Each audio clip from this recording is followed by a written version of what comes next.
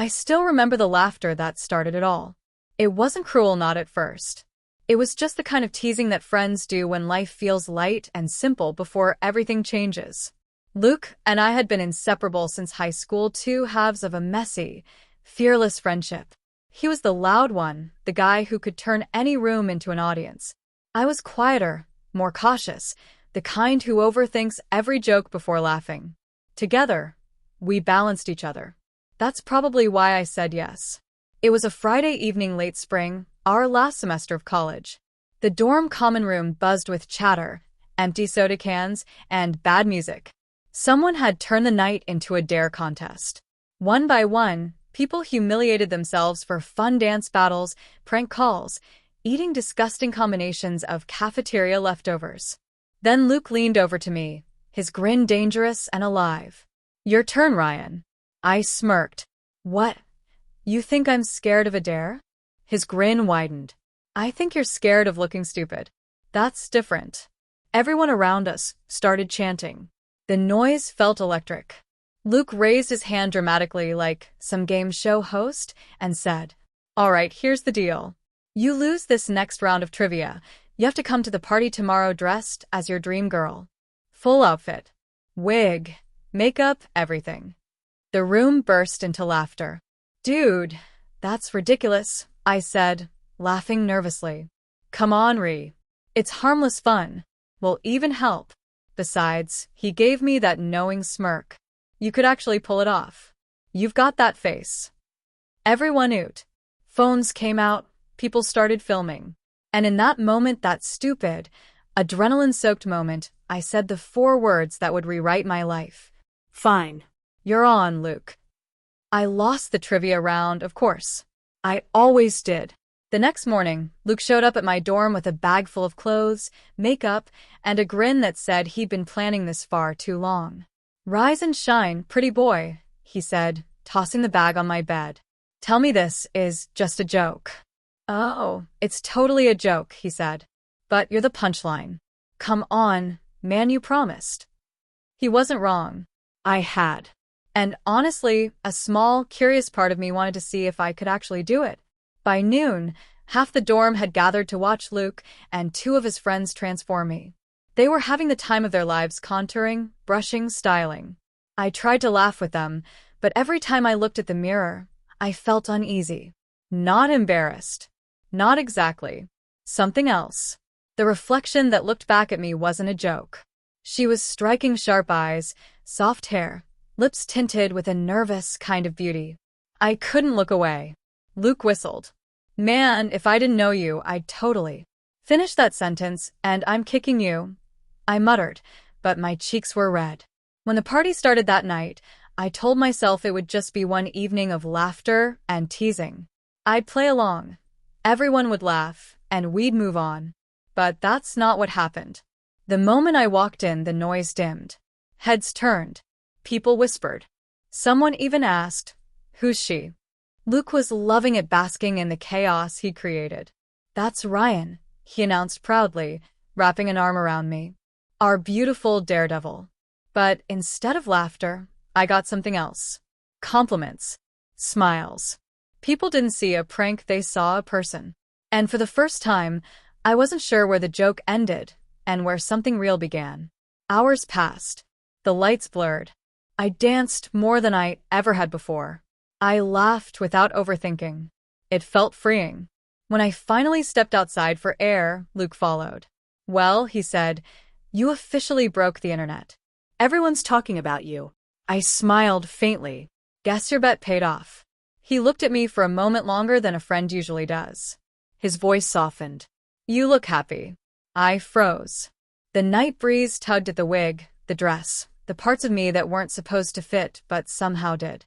"Yeah," I said quietly. "Weird, right?" He laughed, but it didn't sound like him anymore. There was something complicated behind it. "Weird," he echoed. The next morning, I thought it would all be over. I'd wash off the makeup, return the borrowed clothes, and that would be that. But when I stood in front of the mirror again, barefaced, hair messy, I felt wrong. Like something had been taken away. I didn't recognize the guy staring back. That night, Luke texted me. You up? I hesitated before replying. Yeah. Why? He sent a photo, one from the party. Me, laughing. Radiant. Free. Then he said, "You sure you want to go back?" My chest tightened. That's when it hit me this wasn't just a dare anymore. It had become a question I didn't know how to answer. Days turned into weeks. The story of the Bet girl spread around campus. Some thought it was hilarious. Others whispered like it was scandalous. But Luke kept checking in. He wasn't teasing anymore, he was watching me change, one small step at a time. It started with curiosity, then confusion, then something like fear, not of what others thought, but of how much I didn't want to undo it. I tried to ignore it, bury it under assignments, routines, noise. But the mirror always brought her back the version of me that looked alive. And every time I tried to wash her away, she stared back, patient and knowing. One night, Luke invited me over. Just to hang out, he said. When I got there, he was sitting in the dark, scrolling through old pictures. "You okay?" I asked. He looked up at me, eyes strange, searching. "Do you ever feel like we broke something we can't fix?" "What do you mean?" He turned the phone toward me, the photo again. "That version of you, the one everyone saw. That wasn't a joke. And I think you know that." I didn't have words. He leaned forward. "What if you didn't lose the bet, Ryan? What if that was you winning?" I stared at him, at the sincerity in his voice, and felt something shift. But before I could reply, my phone buzzed a new message. "Unknown number. You think it's over? The bet's not done yet." I looked at Luke. "Did you?" He shook his head slowly. No. The message came again. "One more night. You'll understand everything." A chill ran through me, because the message came with a photo of me, standing in front of my dorm mirror that very moment, even though I was miles away at Luke's apartment. The photo glowed on my phone screen, and my breath caught in my throat. There I was, same clothes, same tired expression, standing in front of my dorm mirror. Only the picture had been taken now. I looked around Luke's apartment. The blinds were closed. The air felt thick, still. "Someone's messing with us," I muttered. Luke stood and crossed the room in 2 steps. He peered at the screen, his expression shifting from confusion to unease. "That's your mirror, right?" "Yeah," I whispered. "Ryan, you locked your room before coming here, didn't you?" I nodded slowly. "Always." He rubbed the back of his neck, eyes flicking to the shadows. "Okay, then who took that photo?" The silence that followed was heavier than anything we'd ever shared. I turned my phone off, trying to sound calmer than I felt. "It's probably some prank. Someone saw the party videos, got my info, and—" "Ryan," he interrupted softly. "That's your reflection. There's no one else in that photo." My stomach twisted. He was right. The picture wasn't of someone taking a picture of me, it was just the mirror image, and the reflection's eyes were looking directly into the camera as if she knew it was coming. I forced a laugh that didn't sound like one. "You've been watching too many horror movies." But Luke didn't smile. That night, sleep refused to come. I lay on his couch, staring at the ceiling fan spinning lazily in the dark. Every time I closed my eyes, I saw that reflection, her expression frozen, almost smug. Around 3 a.m., I gave up and sat up. Luke was asleep in his room. I checked my phone again. No new messages. Just the same image. I zoomed in this time, heart hammering. The reflection's lips were parted, almost forming a word. I didn't remember my mouth being open when the picture was taken. Then I noticed something else. The scarf. She was wearing the same scarf from the party, but I hadn't worn that in weeks. I swallowed hard and turned off the screen. "Enough," I whispered to no one. "It's done. It's over." But it wasn't. By morning, Luke was already pacing the kitchen. "You didn't sleep either, huh?" "No," I rubbed my temples. "Let's just go back to campus. Maybe there's a rational explanation for this." He nodded, though neither of us believed it. When we reached my dorm, the door was locked, untouched. But as soon as I pushed it open, something felt wrong. The curtains were drawn. The air smelled faintly of perfume not mine. And there, on the bed, folded neatly, was the outfit from that first night. Wig, dress, even the heels. Luke stared at them. You didn't leave those here? No, I said, voice cracking. They were in a box in the closet. He didn't speak. Just picked up the wig, turning it over in his hands. What if someone's trying to mess with your head? I didn't answer. My eyes were locked on the mirror. The same mirror from the photo. It was clean too clean. Not a speck of dust, not a smudge. I could see every detail of myself reflected back. Only something about the reflection's posture was off. I tilted my head left. It tilted right. My throat went dry. Luke, I whispered. He joined me, watching silently. Okay, that's not funny. I'm not doing it. The reflection smiled. And then, softly and possibly, it spoke. The bet's not over. Luke stumbled backward. Did you hear that? I couldn't breathe. The reflection's lips moved again, soundless this time, forming words I couldn't quite make out. Then the phone buzzed again. Come alone tonight. Same place. Luke read it over my shoulder. You're not going. I have to, I said automatically. Ryan, this is insane. Yeah, I whispered. But whatever this is, it started with me. I have to finish it. He grabbed my arm. Then I'm coming with you. The phone buzzed again. No. He can't come. We both froze. The message had come from my number. That night, I went alone. The campus party house was empty now, silent except for the hum of streetlights outside. Dust coated the furniture. It was hard to believe that laughter and music once filled this space. I walked to the same spot where I'd taken the dare. The mirror we'd used as a prop was still there, leaning against the wall. Okay, I said aloud, my voice echoing. You've got my attention. For a moment, nothing. Then the air changed. A faint vibration, like static crawling through the room. My phone flickered to life in my hand, screen white, camera app opening on its own. The front camera turned on. The image showed me, and behind me, someone else. I spun around. Empty. When I looked back at the phone, the reflection was gone. Only me again. Then a voice whispered through the speaker, mine, but not mine. You agreed to the dare, remember? You promised. I dropped the phone. The sound echoed like a gunshot. The mirror rippled like water. And then she stepped out. My reflection, flesh and blood, wearing the scarf, the same dress. Eyes alive. Smile familiar. I told you, she said softly. The bet's not done. You just forgot the second part. I stumbled backward, heart slamming against my ribs. What second part? She tilted her head. Loser stays like this forever. As she reached for me, the lights blew out, and when they came back, I was standing in the mirror's place, watching her walk away in my body. The silence that followed was unbearable.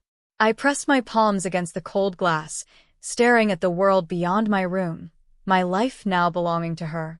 She moved like me, spoke like me, even mimicked the tiny habits no one else ever noticed. The way she ran her hand through her hair, the small twitch when she was nervous, it was all there. But there was something else too. Confidence. Power. A presence that made her version of me seem more real than I'd ever been. I screamed, but the sound didn't travel. Inside the mirror, my voice was hollow, muffled, trapped. She turned to face me. You can watch, she said softly, her words vibrating through the glass. But you can't leave. That was the bet. I slammed my fists against the barrier. You're not real. Her smile widened. Then why do I feel more alive than you ever did?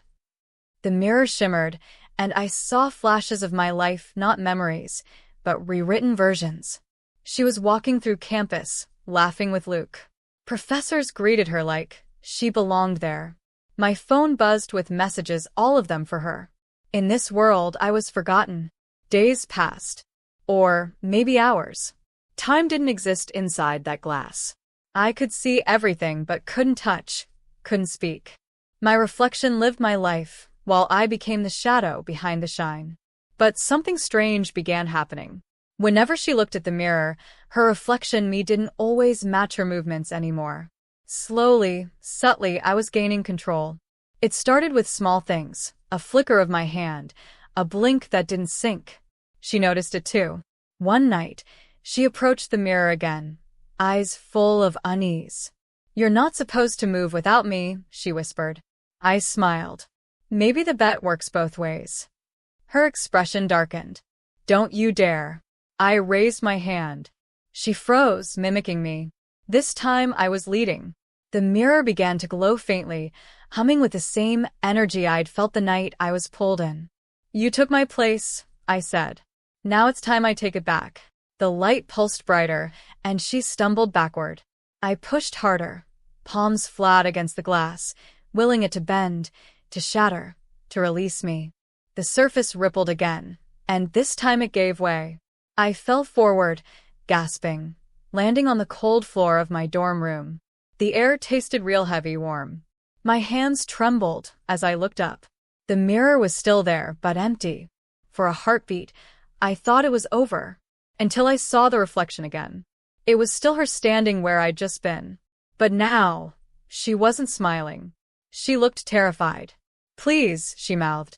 "Let me out." I took a step closer. "You wanted this, remember?" Her hand pressed against the glass. "You don't understand, it's not over." The mirror shook violently. Cracks began to spread across its surface, spider-webbing outward. I stumbled back as a faint whisper filled the room, dozens of voices overlapping, all speaking the same phrase. "The bet never ends."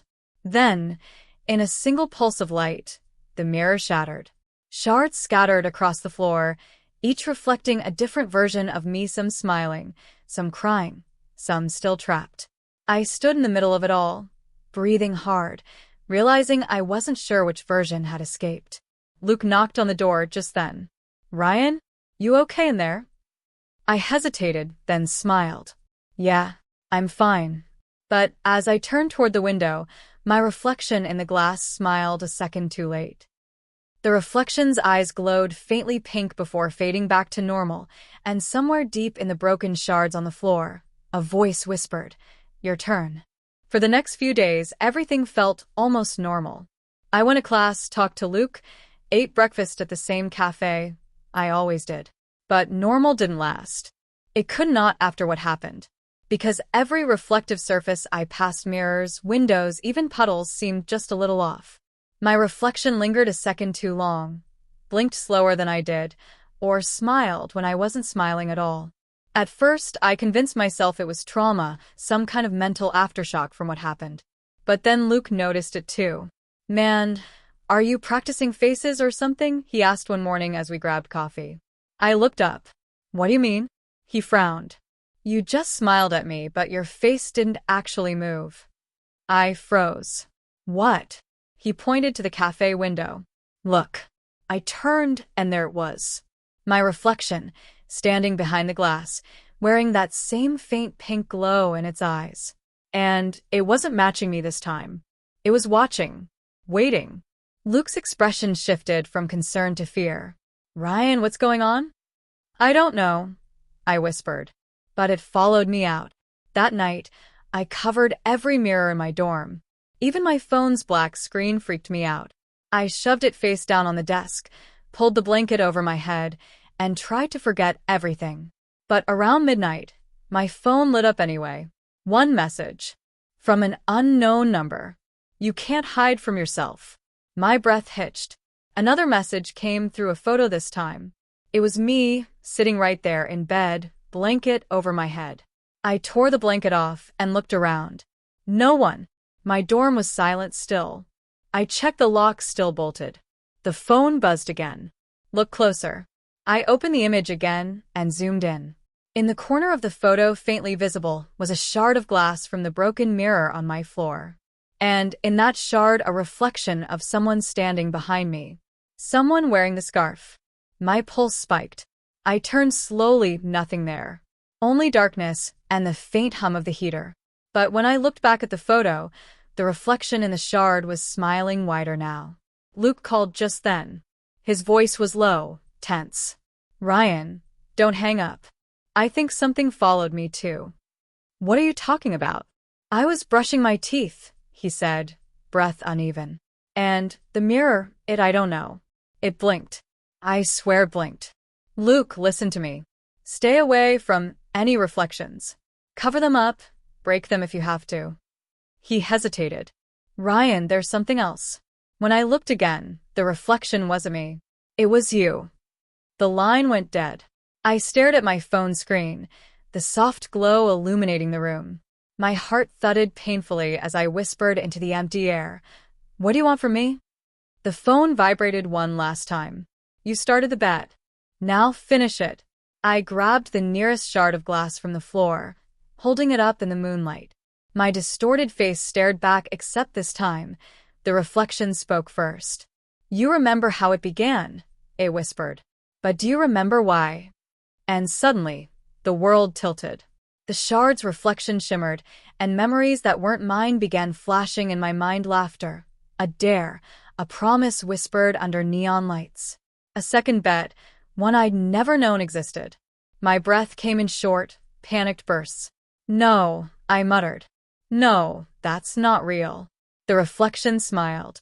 "It's the only thing that ever was." Then it shattered in my hand. The shards hit the ground, and every single one showed a different version of me whispering the same word in perfect unison. Run. I ran.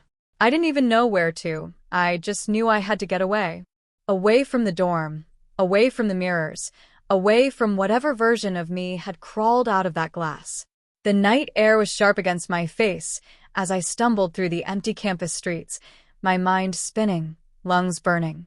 The city slept around me, but every window I passed flickered with my reflection, hundreds of me watching, whispering silently behind the glass. It felt like the whole world had become a hall of mirrors, and I was the only one who didn't belong.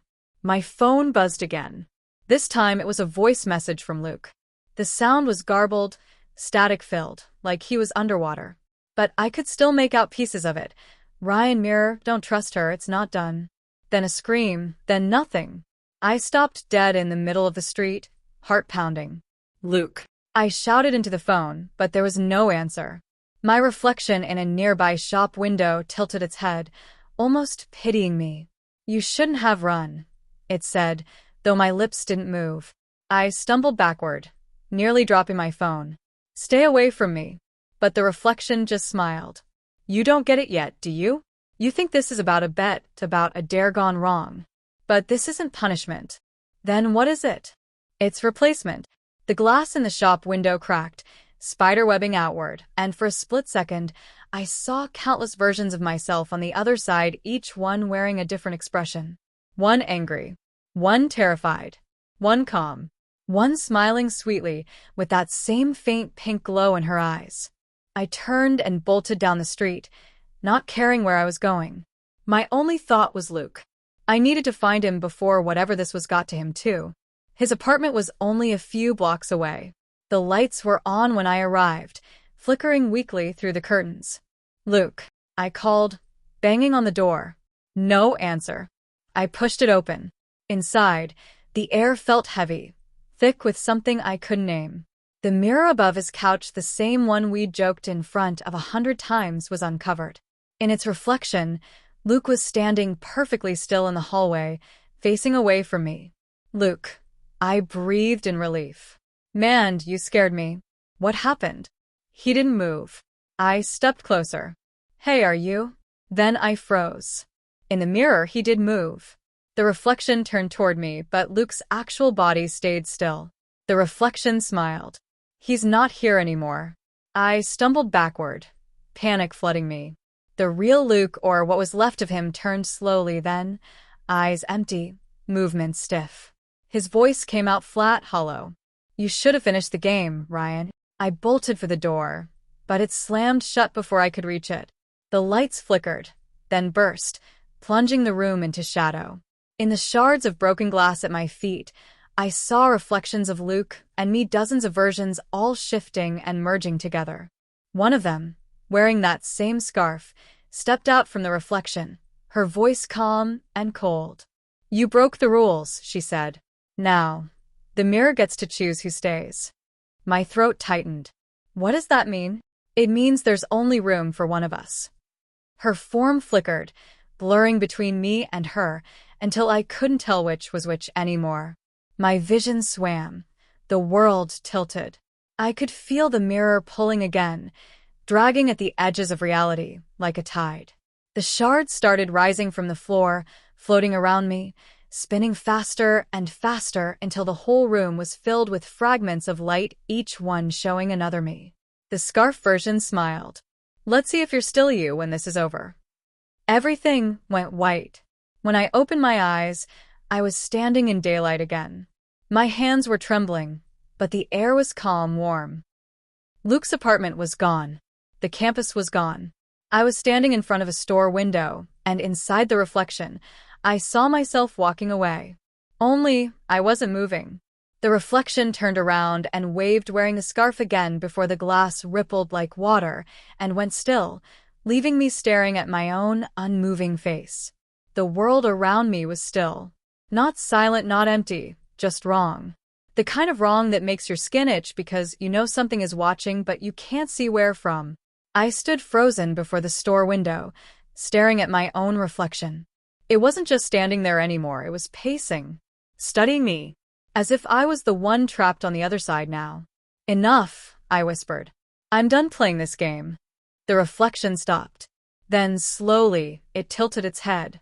Then win it mouthed. The words appeared on the fogged glass between us, 4 faint letters drawn by an invisible hand. WN.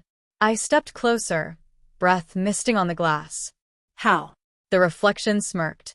Find me. Then it was gone. The window cleared, showing nothing but my pale, shaken face. Behind me, the world resumed, moving cars passing, people talking as if nothing had happened. I blinked rapidly, trying to convince myself I wasn't losing my mind. But deep down, I knew this wasn't over. By the next morning, strange things began happening again. My reflection in the bathroom mirror had bruises I didn't have. Scratches appeared on my arms when I hadn't moved. My phone camera turned on by itself, showing brief flashes of faces that weren't mine, half-formed, blurry, and wrong. And then the messages started again. The next move is yours. The bet ends at midnight. I typed back. What do you want? No reply. I tried to tell Luke, or what was left of him, but his phone was dead. His apartment was empty now, stripped bare as if no one had ever lived there. And on his kitchen counter, scratched into the surface, were 2 words, mirror room. I knew exactly where that was. The mirror room wasn't a place most students even knew existed. It was part of an old art building that had been closed for years, a performance space with mirrored walls used for theater rehearsals. I shouldn't have gone there alone. But by now, it felt like I didn't have a choice. When I entered, the air was heavy, stale, and cold. The mirrors lined every wall, reflecting infinite versions of me. Each reflection blinked a little out of sync, like an army waiting for orders. In the center of the room stood a single chair, and on it, folded neatly, was the scarf. I stepped forward cautiously. Is this what you want? Is this what the bet was for? The reflection nearest me smiled. It's not about the bet. It's about the choice. I turned, scanning the endless reflections. What choice? Her voice came from everywhere now, layered and echoing. You've lived your life pretending. Pretending to be someone you're not. Pretending to be confident, pretending to be fine. The game doesn't punish you. It just shows you who you could be if you stop hiding. I clenched my fists. And what if I don't want that? The reflections laughed, dozens of me laughing all at once. Then you lose. The lights flickered, and suddenly every version of me stepped out of their mirrors, at once a flood of identical figures surrounding me. Some looked exhausted, others furious, others smiling serenely. They circled me, whispering, "Pick one." What? Pick who you are. Only one can stay. The scarf version appeared again, stepping through the mirror like it was air. Her voice was calm, final. It's the only way out. The floor began to pulse with light, forming a glowing circle around the chair.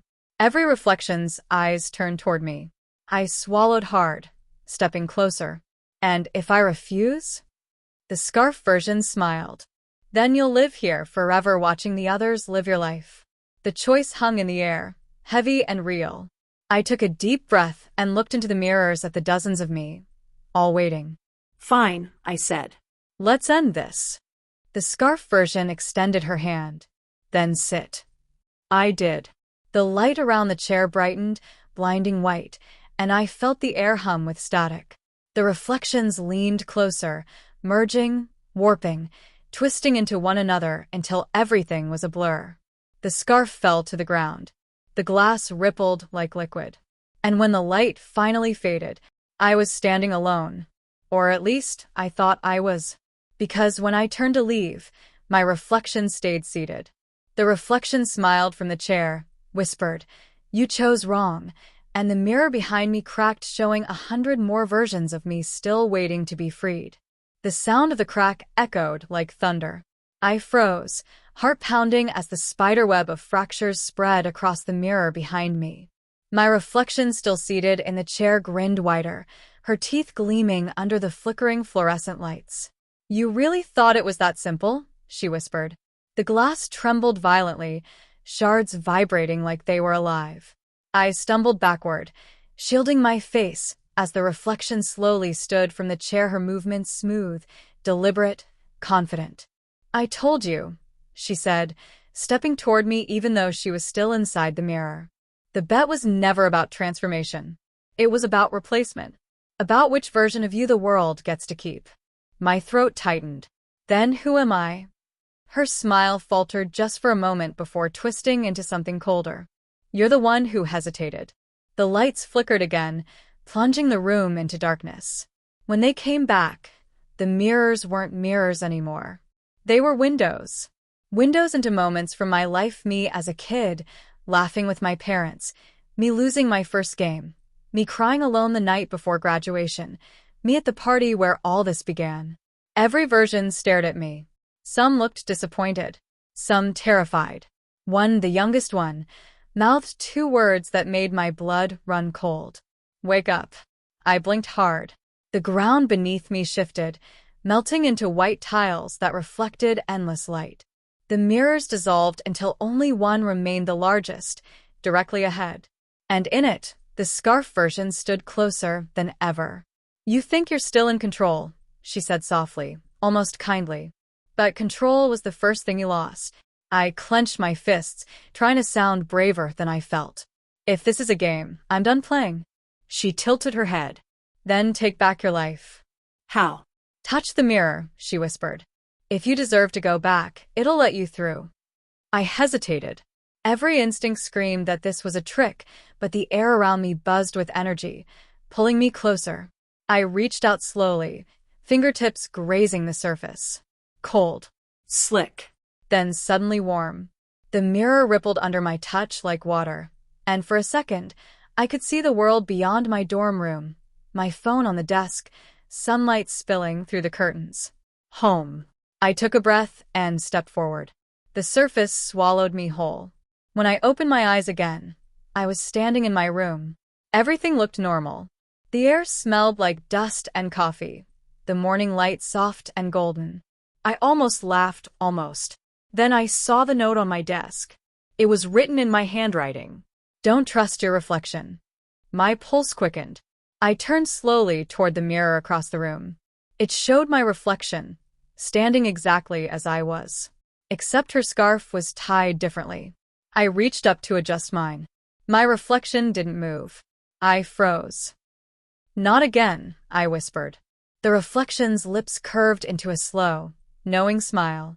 "You came back," she said softly. "But not as you." I stumbled backward, shaking my head. No. "No," I escaped. "I won." "You think you did," she said. "But the mirror doesn't set you free. It only moves you to another layer." She pressed her hand to the glass. It left a faint pink mark. I stared, horrified, as that same mark appeared on my own palm. "I told you," she said, her voice now echoing inside my head. "The bet never ends, it only changes players." The mirror cracked down the center, but this time, I wasn't looking at her. I was looking at myself, the real me trapped behind the fracture, pounding on the other side. And I realized with a sickening jolt that the one standing in my room wasn't me at all. The scarf shimmered faintly, and her voice whispered one last sentence. Your turn to watch. As she walked away from the mirror, my body moving without my will, the reflection behind the glass screamed silently, face pressed against the surface, before the crack sealed itself shut. I don't breathe anymore, not the way I used to. Inside the glass, breathing is just a memory, a habit my body forgot when it stopped being mine. Sound doesn't carry here either. When I scream, it folds back into me like a thought I was never meant to have. Days, or what I think are days, pass. The world on the other side moves forward without me. She moves forward without me. My reflection, my thief, walks around in my skin, laughs with my friends, answers my messages, lives my routines. And nobody notices. From the glass, I see everything. Every time she looks in a mirror, I'm there, just behind her eyes, a shadow in the reflection. She smiles, I don't. She sleeps, I stare. She dreams, I remember. Sometimes she pauses mid-conversation, glancing toward a window or phone screen, sensing me. That's when I pound on the invisible wall separating us. It's the only thing that makes her flinch. Tonight, she's at Luke's apartment again. Except it isn't Luke anymore. His reflection replaced him too. Two strangers wearing familiar faces, drinking coffee, laughing about me like I was an old ghost story. She leans toward the mirror above his sink and whispers, "You're still watching, aren't you?" I freeze. She can feel me. Good, she says, smiling faintly. It means you're learning. It means you'll understand when it's your turn. Then she does something new. She drags her fingertip across the mirror, tracing letters backward so they read correctly from my side. Find the first. Before I can react, the world around me ripples. The reflection of the room dissolves into static, and I'm standing somewhere else, an echo of the old performance space. The mirror room again, but cracked, decaying, full of floating fragments instead of solid walls. Each shard shows a different moment, a different version of me trapped inside it. A voice rises from nowhere and everywhere. Do you remember the first mirror, Ryan? I know, I whisper. It started at the party. That was the first. The voice laughs softly. That was just the invitation. The first was long before that. Images flare in the shards around me. Me as a kid, staring too long into a bathroom mirror, me talking to myself before sleep, waiting for an echo that wasn't supposed to answer back. I've been here longer than you think, the voice says. Every reflection you've ever seen was a doorway. You kept opening them. I step closer to one shard showing my younger self, maybe 10 years old. He looks up suddenly, straight into my eyes through the glass. You're late, he says. The shard explodes into light. The rest follow. I cover my face as the fragments spin around me, merging into one massive wall of mirrored surface that stretches into infinity. My reflection returns older now, wearing the same weary expression I saw in Luke before he changed. There's no first, I say. There's no end either, is there? She nods slowly. Only roles. Watcher. Player. Replacement. I want out. You can leave, she says, but someone has to take your place. My stomach drops. No. The light flickers. The mirrors hum. Somewhere beyond the glass, she, the one wearing my face, looks into a camera, recording a vlog, smiling for the world. Her voice bleeds through the barrier. And that's how I finally moved on. I feel the pull again, the same one that dragged me here. The mirrors shimmer between my hands, tempting, promising warmth, breath, freedom. But I can see what happens if I go. Another version of me will be left behind. Another voice lost in the echo. I press my palm to the glass anyway. If someone has to stay, I whisper, I'll make sure it isn't me. The reflection's eyes widen. Don't do this. Too late. The mirror erupts in blinding light. When it fades, I'm back in my dorm, heart racing, air filling my lungs. The sunlight feels real. My reflection looks normal. Then the phone buzzes. Unknown number. Welcome back, watcher. I look at the mirror. My reflection is still smiling, but my body isn't. A faint crack forms across the glass as my reflection leans closer and whispers, Your turn to keep the door open. Sleep doesn't come anymore. When I close my eyes, I still see the mirror like it's burned onto the inside of my eyelids. Sometimes it hums faintly, like something breathing on the other side. Other times, it's quiet for hours, until I start to believe maybe it's finally over. But it never is. The texts don't stop either. Each message comes from a different number, but they all say the same thing. Are you watching? Keep the door open. She's almost here. I block the numbers. I change my phone. I even tape a towel over the mirror. Still, at night, I hear a faint tapping behind the glass, rhythmic, patient, almost gentle. I told myself I wouldn't talk to Luke again, but part of me needed to know if he remembers any of it. When I visit his apartment, everything looks wrong. The layout's the same, but the energy is off, like walking through a dream where the walls breathe. Luke opens the door before I knock. His smile is too wide, his pupils too dark. Ryan, he says smoothly, like he's been waiting for me. You finally came back. I needed answers, I say. He steps aside, letting me in. The place is spotless. Not a single mirror or reflective surface in sight. You got rid of them, I say. Had to, he replies. They don't like to share. I pause. They. Luke sits on the couch, leaning forward, elbows on his knees. There's more than one. Every mirror's a door, remember? Each one leads somewhere, slightly different.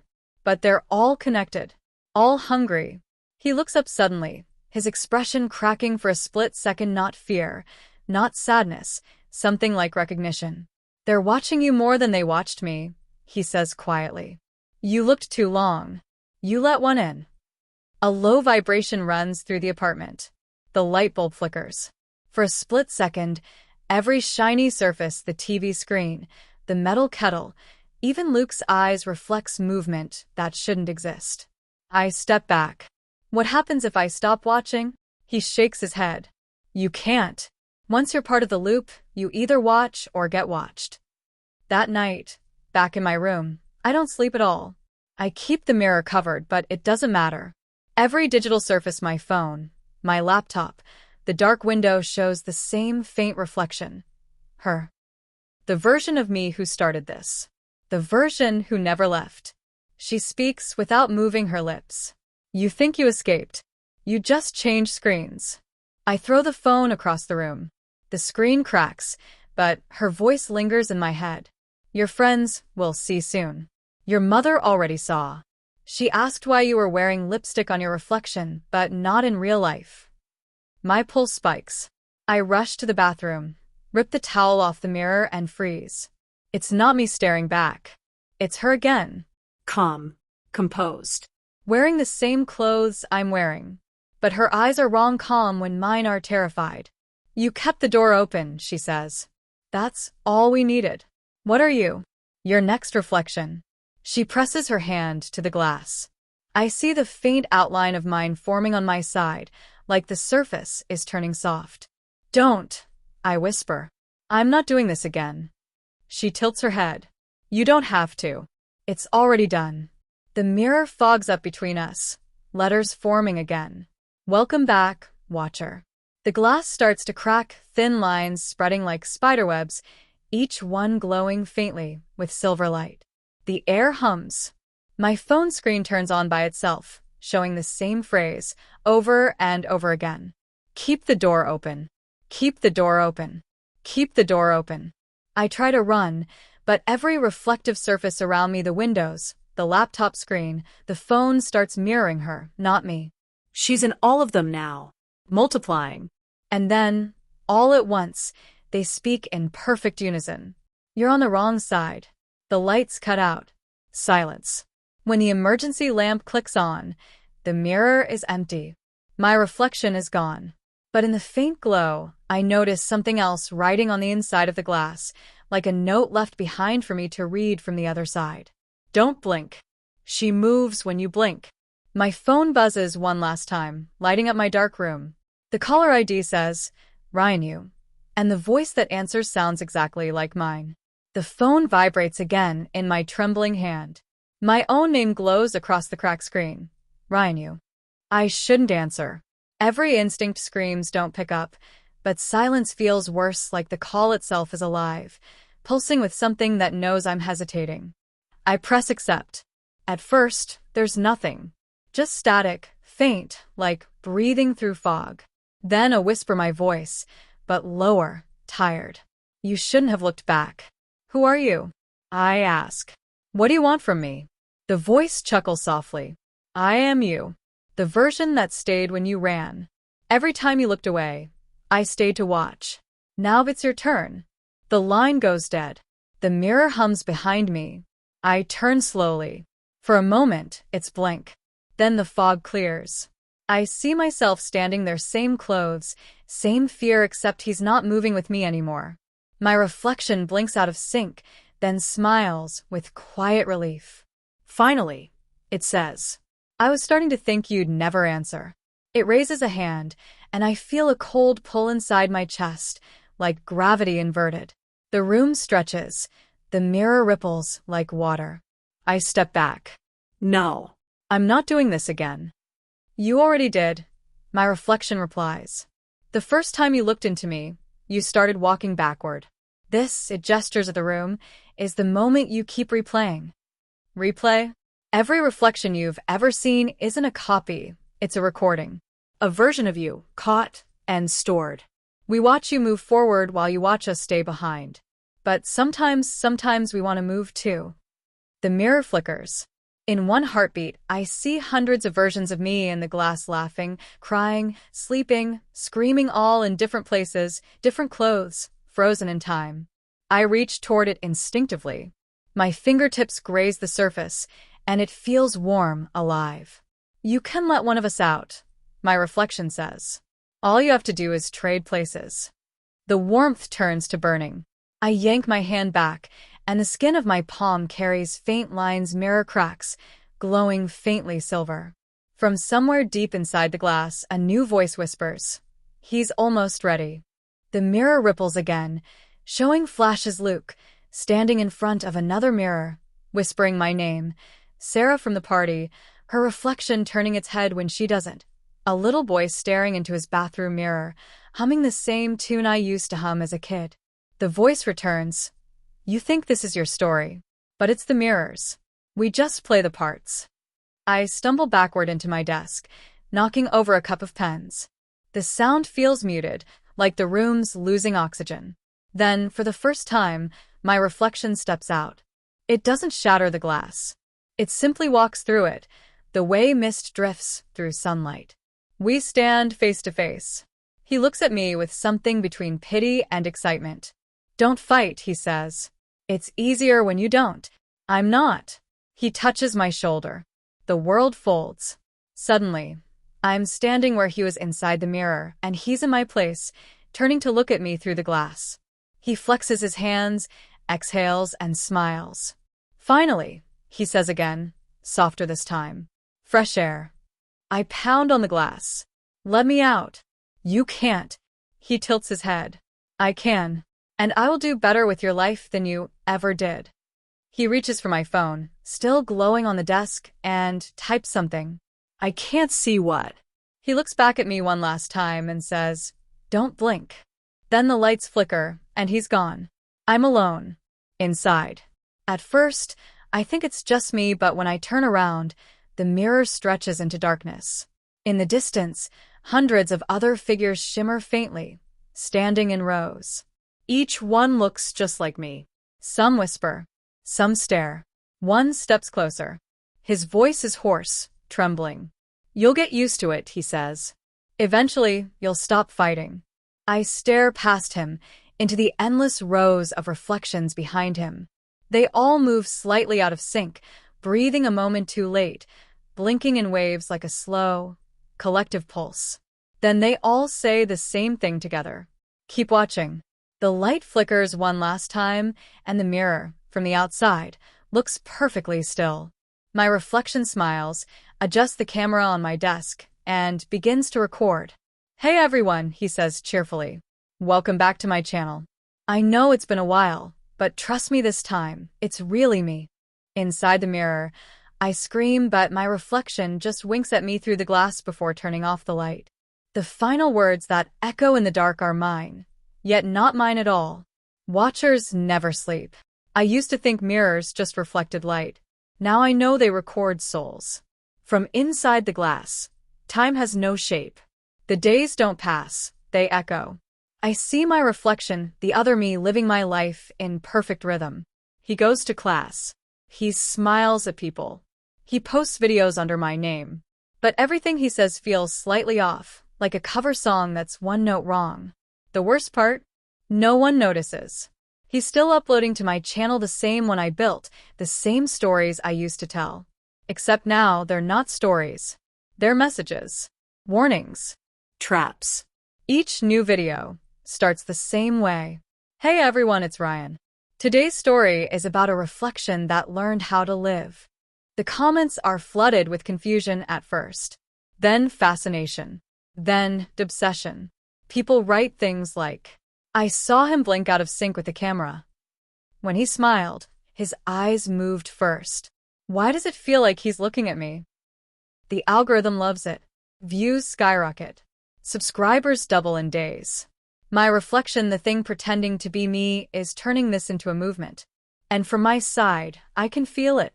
Every time someone watches, the mirror grows warmer. I can hear their voices echo faintly in the glass. The more attention the videos get, the brighter the space around me becomes, like the energy feeds on their curiosity. But it's not feeding me. It's feeding them. The others in the glass, the frozen versions of me, are waking up. Their eyes flicker. Their lips twitch. They begin to move, slow and jerky, like old film reels restarting. The one closest to me, the version from the night of the first party, whispers, he's building an audience. For what? I ask. To open the rest of the mirrors. I press my hands to the glass, trying to push, to warn the world. But from outside, all anyone sees is their reflection. I shout until my throat burns, but it's like screaming underwater. Then one night, the reflection posts something different. A live stream. The title, See Yourself Clearly One Night Only. The thumbnail is just the mirror in my dorm room. My mirror. The one I'm trapped behind. When the stream starts, hundreds of thousands of people tune in. My reflection smiles directly into the camera. Look closely, he says. I want you to see what I see. The chat floods with hearts and emojis. People lean closer to their screens, and as they do, the light from their monitors flickers unnaturally silvery, liquid, almost mirror-like. From inside the glass, I can feel it. The energy stretching, multiplying. The watchers becoming reflections, one by one. I scream, pounding against the inside of the glass. Stop. Don't look. Don't. The reflection turns to me midstream. The audience gasps. For a split second, the camera catches both of us, me trapped inside, him outside, perfectly framed. Say hi, Ryan, he says. The chat explodes. Whoa, is that an effect? 2 Ryans? How did he do that live? He grins. This isn't a trick. This is an invitation. The mirror surface between us starts to ripple again, expanding outward. My reflection steps back, raising a hand. Everyone watching, he says, I want you to reach out. Touch the screen. Just for a moment. Millions of hands move closer, fingertips pressing against glass and plastic across the world. From my side, I see it happen. The entire mirror lights up with white fire, the sound of static roaring through the void. The other trapped reflections begin to glow, hundreds, maybe thousands. They're all being freed. I can feel the energy tearing at me, pulling me forward. I grab the edge of the mirror, trying to hold on. You can't stop it, the voice of my reflection says. You made them watch. Now they're part of it too. The glass cracks again, spreading in branching veins of light. Every mirror, every phone, every reflective surface across the world begins to shimmer. And in every one of them, a face looks back, not quite human, not quite imitation, something in between. I whisper the only thing I can think to say. Don't look back. But no one hears me. The last thing I see before everything fades to white is my reflection looking straight into the camera and whispering, almost kindly, "Welcome to the other side." The stream ends abruptly. The video disappears from YouTube. But an hour later, a new channel appears, no profile picture, no description, just one uploaded video titled Mirror 1/Infinity. The thumbnail shows my old dorm mirror, cracked and something moving behind it. The video loads automatically on my laptop. My stomach twists as I recognize the mirror, my dorm room mirror, fractured, silver veins running across the surface. Something is moving behind it. At first, it looks like a shadow, then a figure emerges. Not quite me, not quite human. The figure raises its hand slowly and I realize it's waving directly at me. I press back from the screen. No, this can't be real. The reflection in the video speaks, voice warped slightly as if filtered through static. It's very real. And it's only the beginning. I hear whispers all around me, faint, coming from every reflective surface. My phone's screen flickers. The window behind me ripples like water. Every mirror, glass, and screen seems alive. The figure in the video points to the cracked mirror. Letters begin to form across the fracture. Join US. I recoil, backing up. The sound of my own breathing echoes too loudly in the empty room. My reflection in the laptop screen tilts its head, almost amused. Ryan, it says, you thought this was a story you could watch safely. But every story needs a reader, and every mirror needs a watcher. I slam the laptop shut, but the whispers don't stop. My bedroom window ripples again. Outside, I see a dozen more mirrors in the distance, reflecting my room and me, standing there, staring back. It hits me the live stream was just mirror one. There are infinite mirrors, infinite reflections, and each one is waiting for someone to watch. Panic surges through me. No, this isn't happening. It can't happen. A sudden chill fills the room. My reflection on the laptop screen suddenly appears in front of me, not inside the glass, but in the room. The figure leans close, smiling. Mirror 1/Infinity, it whispers. And you? You're already late. The walls ripple as all the reflections around me begin moving in unison. Their mouths open, but no sound comes out, yet I hear them. They speak directly into my mind. Join us. watch. Or be replaced. I stumble backward, knocking over the desk. The laptop screen remains on, showing infinite mirrors stretching out into darkness. The cracks spread further, veins glowing faintly pink, pulsing as if alive. Every reflective surface now vibrates in resonance. The world feels like it's splitting. I realize with a sickening clarity, this isn't a game anymore. This is a network, a chain of mirrors stretching across reality, each waiting for someone to step inside, to watch, to become part of the infinity. And my reflection, the one that took my life before, the one I thought I escaped from, it steps closer, touching my shoulder. Cold. Solid. Impossible. You can't stop it, it says softly. But you can be the next beginning. The laptop flickers again, and for a heartbeat, I see myself, the real me, trapped behind the glass, screaming silently. The figure smiles. The last frame freezes on the screen, the cracked mirror with my face pressed against it, eyes wide, lips moving silently.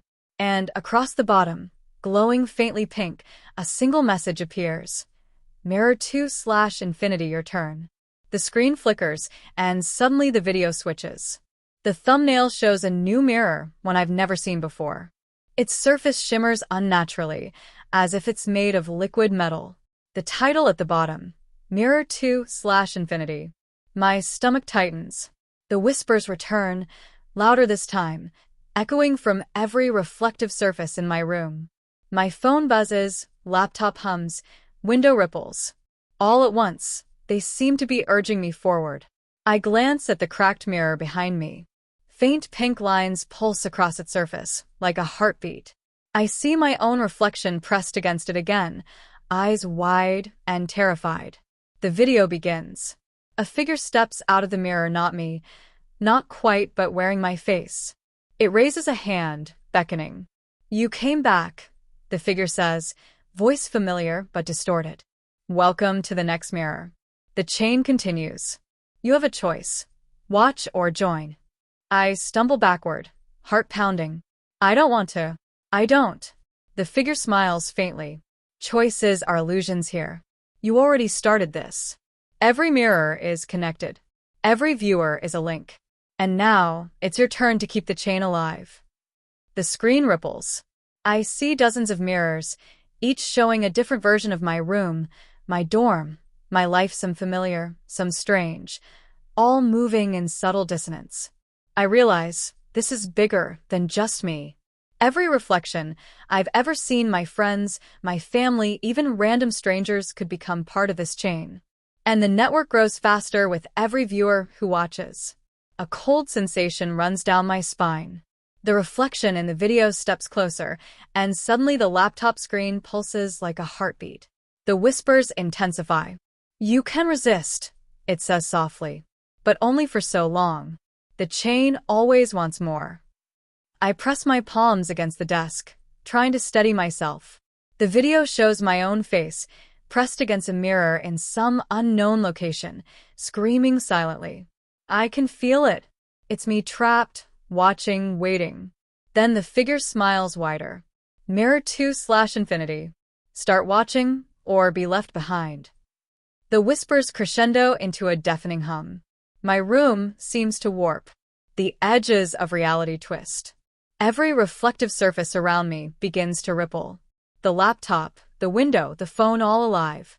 I take a deep breath, and I know I have to make a choice.